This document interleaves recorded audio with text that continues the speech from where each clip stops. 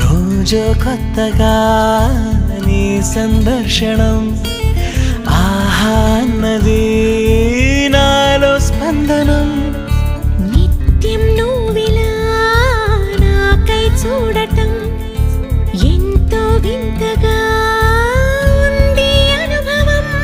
నడి వేసవిలో మరిగిస్తూనే మురిపిస్తుందే నీ చల్లదనం ఎదమంటంతా దాచేస్తూ వెన్నెలైంది ప్రేమ గుణం.